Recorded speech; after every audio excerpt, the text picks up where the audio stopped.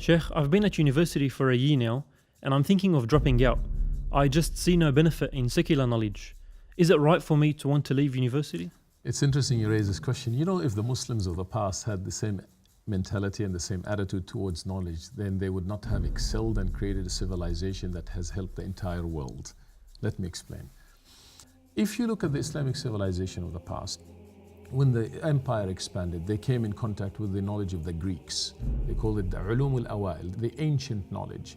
They could have destroyed the knowledge of the ancient Greeks because of it was heavy on mythology, it was heavy on things that got nothing to do with the tawheed and so forth.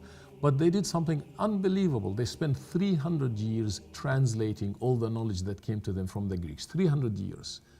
Not only translating into Arabic, but they edited that work and added to it. By about the 8th century, people like Ibn al-Haytham, who was the father of optics, he even wrote a book which he called Ash-Shukuk ala Batlimus, Doubts Regarding Ptolemy. So they invented even a special discipline called the Ilm al-Shukuk, the science of skepticism or doubts. Then they excelled in all various fields of knowledge, in medicine, in mathematics, in astronomy.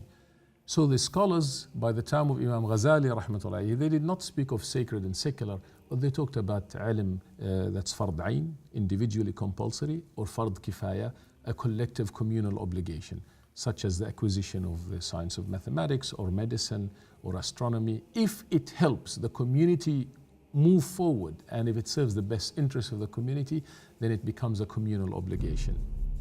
And so especially we live in an age, they say knowledge is power.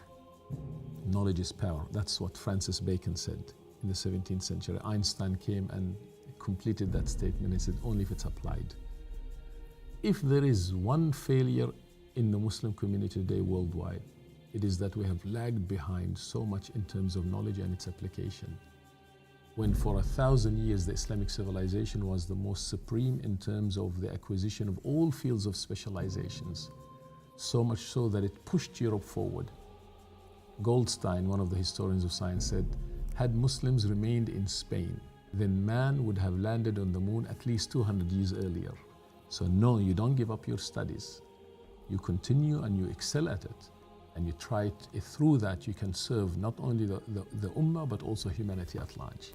Jazakallah khair. That helps me make up my mind. Barakallah. Assalamu alaikum. Assalamu alaikum.